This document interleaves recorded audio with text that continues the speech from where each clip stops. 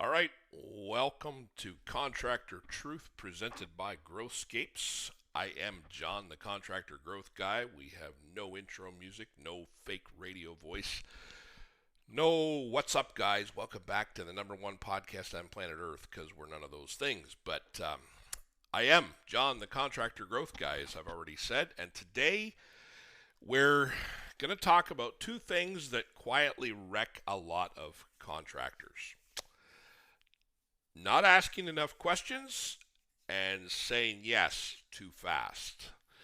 Because a shocking number of you are out there talking too much at your estimates, quoting jobs you don't fully understand, agreeing to timelines that you already know are unrealistic, basically building stress directly into your own business and then wondering why you're overwhelmed all the time. So today we're going to talk about how to actually understand what customers want, how to stop selling, that's in air quotes, how to stop selling and start diagnosing, and why good questions close better jobs.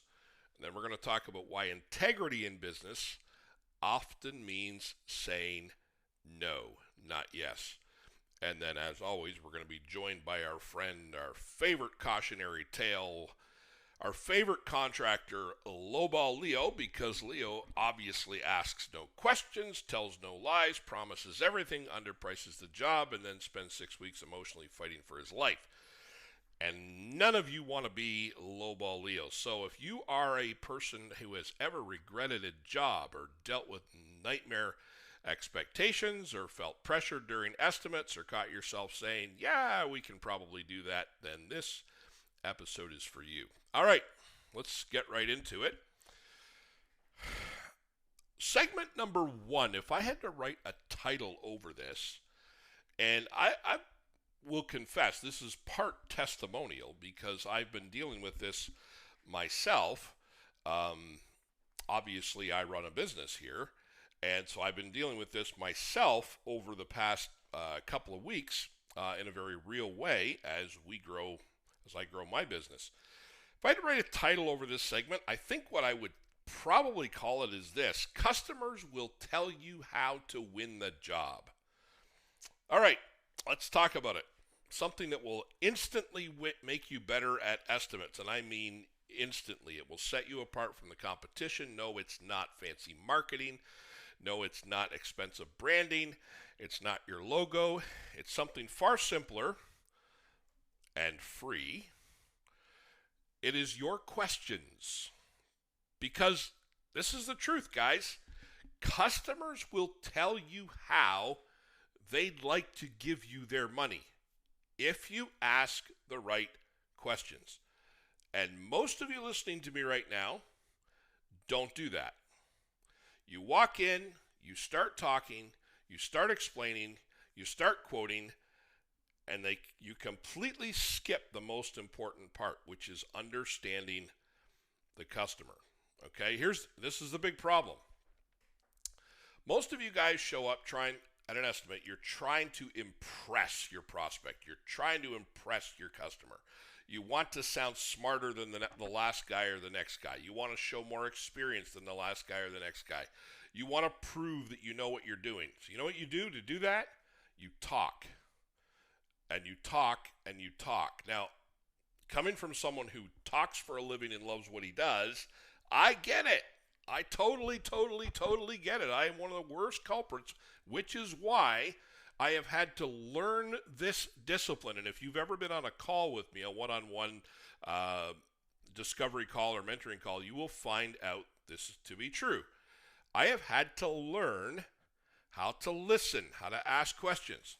Because I would talk 30, 40, 45 minutes. You're listening to me talk right now. I have no idea how long this is going to last. But I can talk. Most of you can talk.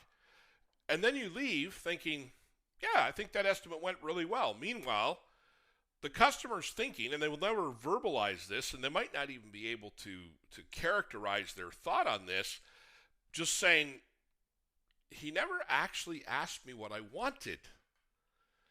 So the best contractors out there don't convince, they diagnose. And that's a shift that you need to take in your thinking, okay? Stop trying to convince and try to diagnose. Try to understand.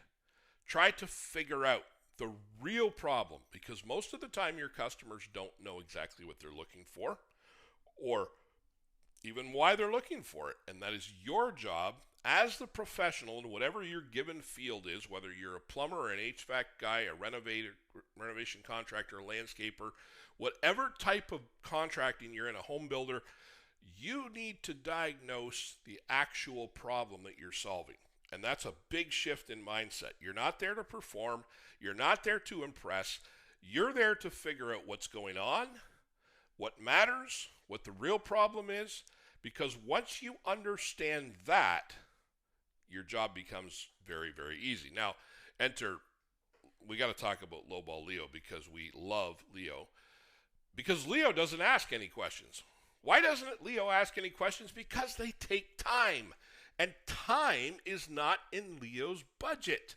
Leo shows up, walks around for 90 seconds. He might give you 3 or 4 minutes if you're lucky.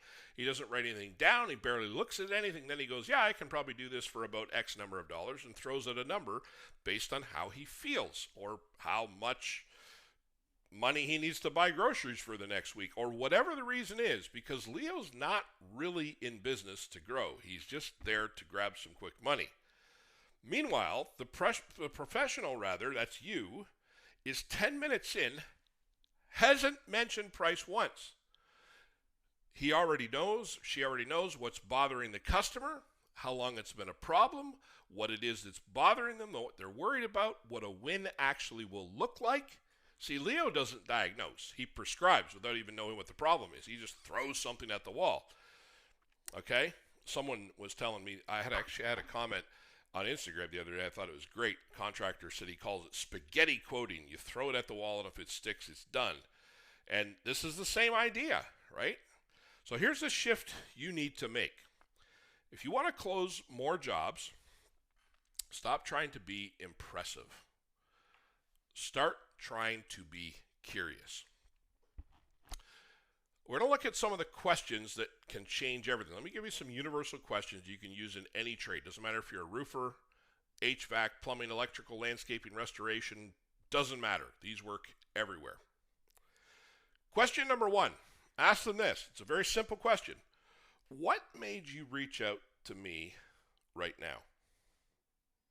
This will tell you a lot. It'll tell you if it's urgent. It'll tell you if it's emotional. It'll tell you if it's reactive. It'll tell you, did something break? Have they been thinking about this for a year? You immediately understand the situation. So just ask that. What made you reach out right now? Fantastic question. You'll gain so many answers. It's one question that will give you many, many answers. Here's another one. What's the biggest issue you're dealing with? Now we're going to get to the real problem. Not what you think the problem is, what they think the problem is. Those are often not the same thing. Listen carefully here, because this is where they will tell you what matters. So that's question number 2. What's the biggest issue you're dealing with? Question number 3. How long has this been going on? Now, depending on what the situation is at that point, you may want to reword that question, but you want to understand the frustration level. Has someone been dealing with this for 2 days, 2 weeks, 2 months, 2 years, 2 decades, whatever? It is a completely different mindset. It's a completely different level of urgency depending on the timeline that's involved. Here's another one. I think this is our 4th question now. What's most important to you in getting this done? This is huge. I hope you're taking notes, by the way, because these are fantastic questions that you should be writing down, okay? This is huge because now you find out, is price most important? Is quality most important? Is speed most important? Is longevity most important? Is aesthetics, is that what is most important? Is function most important? So on, okay? Because if you don't know this, you might sell them the wrong thing and not solve their problem. And it's awfully hard. It's much harder collecting money from a customer when you're not solving the problem they called you about. it's usually impossible as long as they understand that you screwed up. So, and then what happens? Um, if you sell them the wrong thing, you're going to get an answer like this down the road when you do that follow-up, after they've ghosted you for 3 weeks, and you're going to get an answer like this, well, we decided to go with someone else. You know why? Because someone else figured out what their actual problem was because they asked good questions. Here's another one. This is kind of a little bit more specific. Have you had anyone else take a look at this yet? Okay. Now we're getting into the real world, because often they have. Now, it might have been their brother's, cousin's, wife's uncle, right?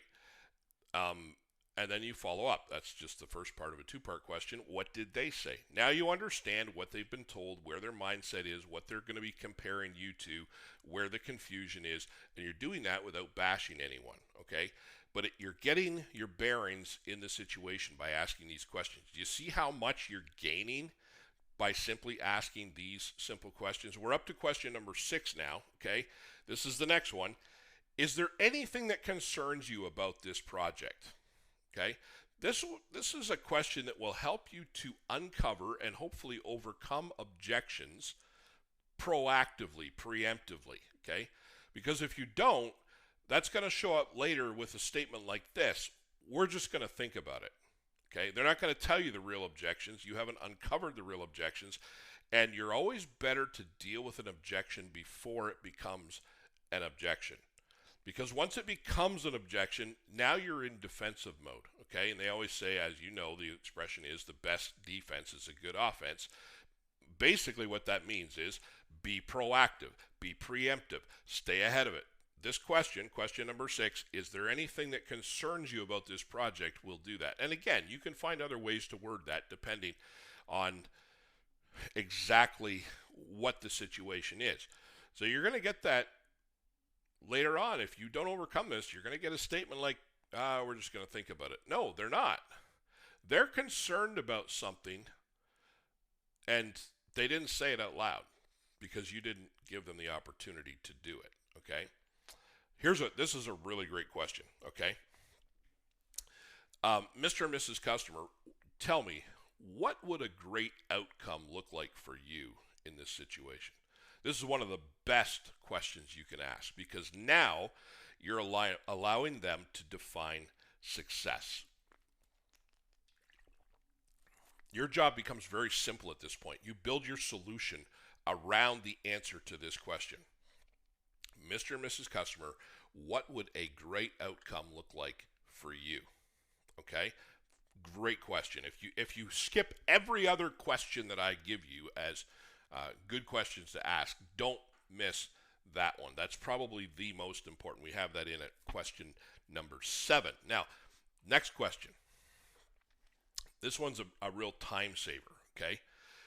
Are you looking to get this job done quickly, or are you just exploring options right now? This will save you some time, okay? Because you immediately know, is this a serious or a casual customer? Is this a now versus later sale? And you can adjust your approach according to that, okay? Now, here's this next question is a very underrated question. How would you like this process to go, okay? Some people want lots of updates, lots of detail. Other people want hands off, just get it done, right? Some people want quick and simple. If you match their style, you will instantly build trust. Mirror them, okay? What is it that they're looking for? This is very similar to the previous question, but it does go to the heart of what the customer is expecting and is wanting, okay? This is a soft close.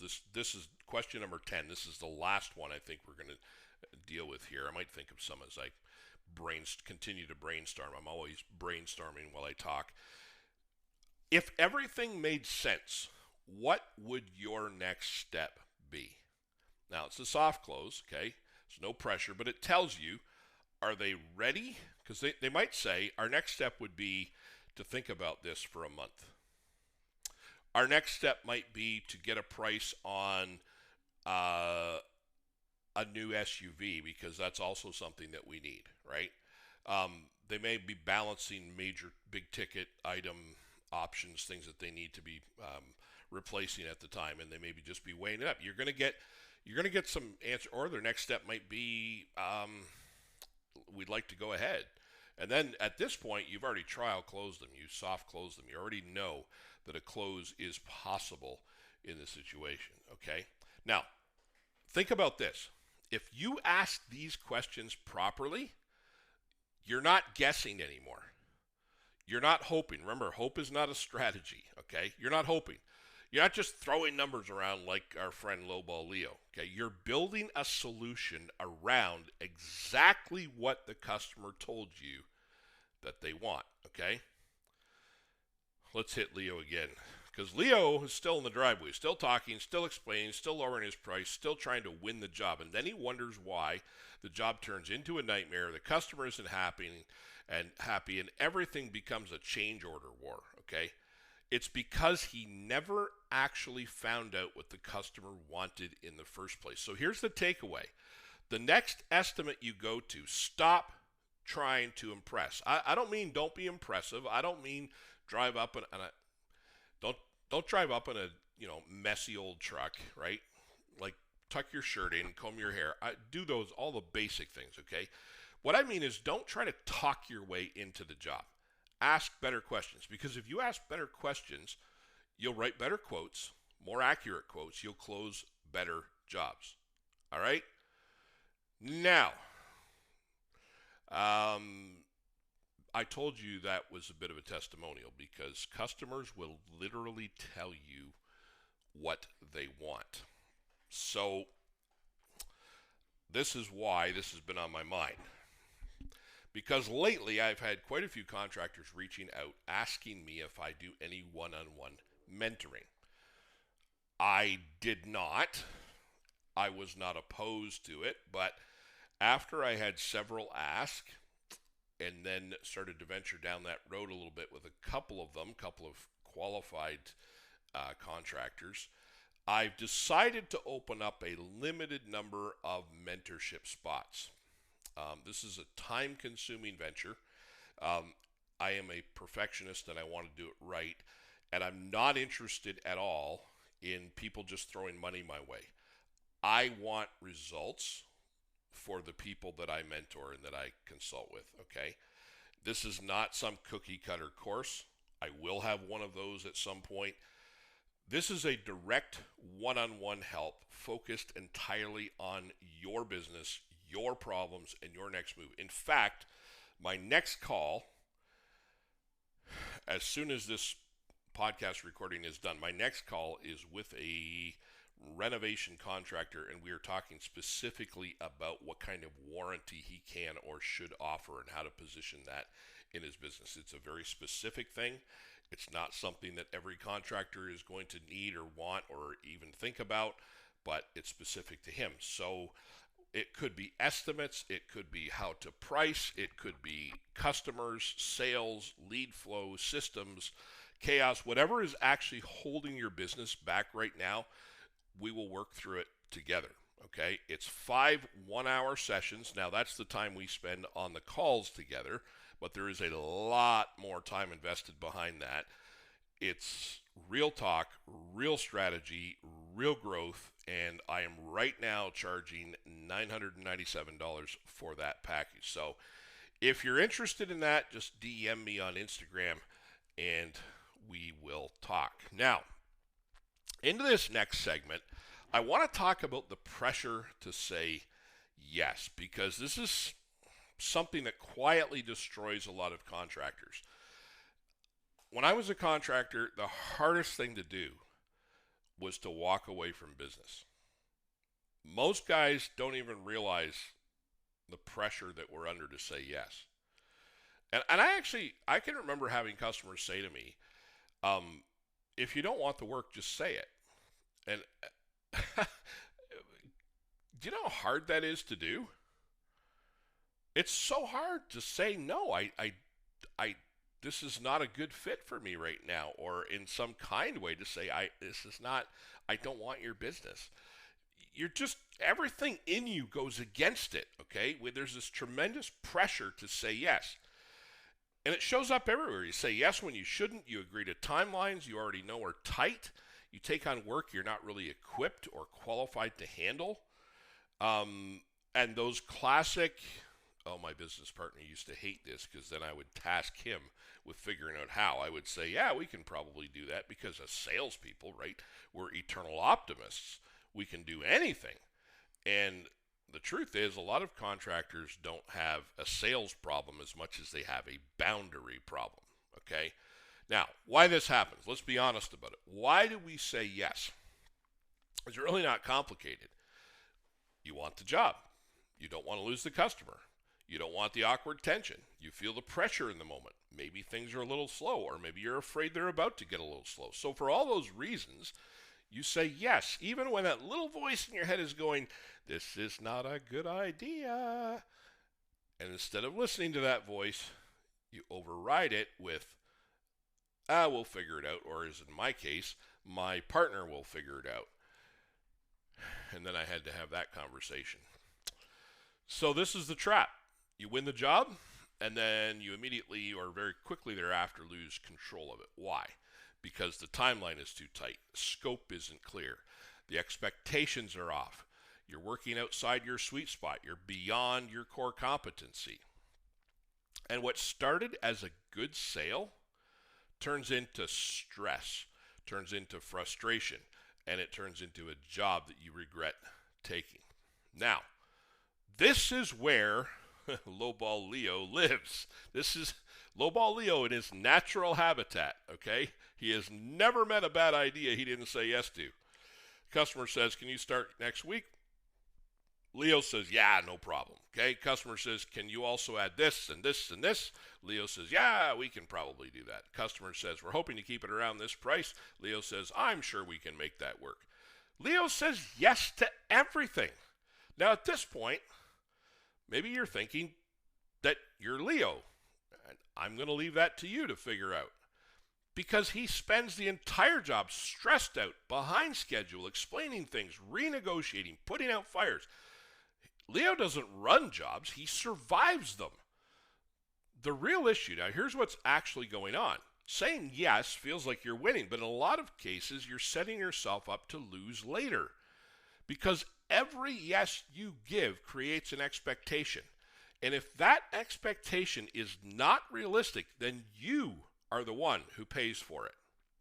Now, let's talk about what professionals do differently. And this ties right in to asking the questions, the previous segment, okay? Integrity in business is often saying no, not yes. Here are some things that professionals are willing to say. That timeline is tight. Here's what's actually realistic. Or, that's outside our scope, or that's beyond our core competency. Or, that's not the best way to do this. Or something like, we can do it, but here's what it actually involves. Notice the difference? You're not shutting down the conversation. You're leading the conversation. You're not shutting the customer down. You're leading the customer. You're giving them direction. Remember, you are the professional. You are the expert. They have called you because you're an expert in whatever it is they've called you for, okay? Take that position seriously. That's what they want. That's what they expect. Don't feel that's arrogant. It's not arrogant to be the professional when you actually are, okay? So this builds trust. It doesn't lose it. Here's the part most contractors get wrong. They think saying no will lose the job. And sometimes it will. Let's be honest. And when it does, that's what you want, okay? But more often, it actually does the opposite. Because now the customer's thinking this, hey, this guy's not just telling me what I want to hear. He actually knows what he's doing. Now, that builds trust. Let me just turn that around. If a customer says, hey, that guy's not telling me what I want to hear, I don't want to deal with him, that is not a customer you want to have. If you have a customer who says that guy actually knows what he's doing and then doesn't want to deal with you because of it, you don't want that customer. That is the stuff that heart attacks are born from, okay? You want to build a customer or build a trust relationship with the customer, and this is being honest, this is being direct, this is having integrity, okay? This phrase, we can probably do that. This phrase has caused more problems than almost anything else in contractor world.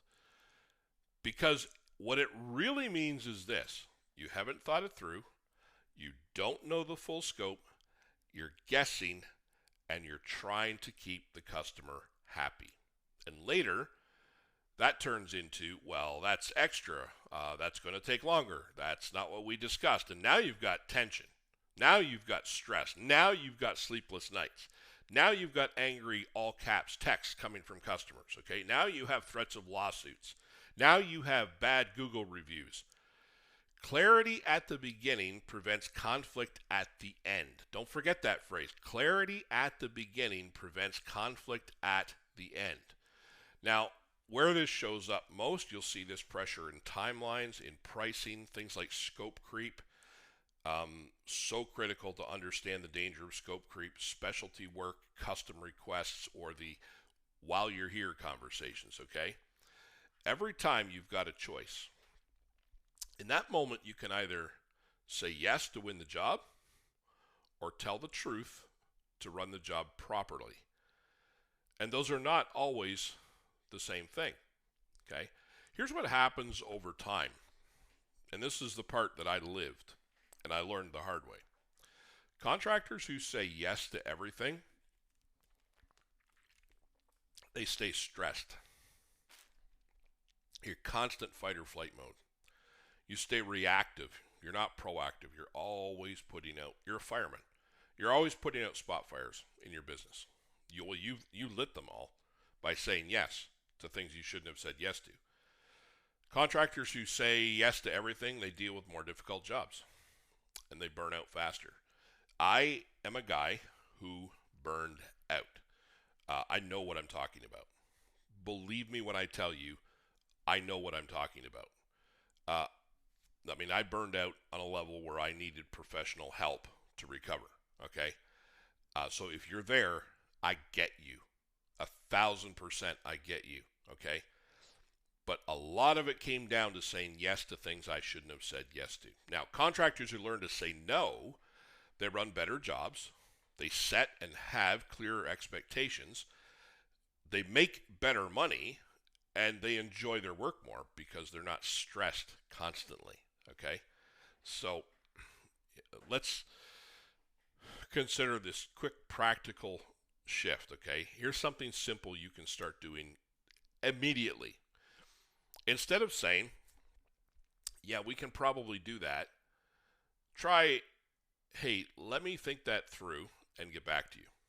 That gives you time to pause. Or you can say, if you already know, here's what that would actually involve, and we need to revisit that, okay? Just slow down your response. You don't have to say no.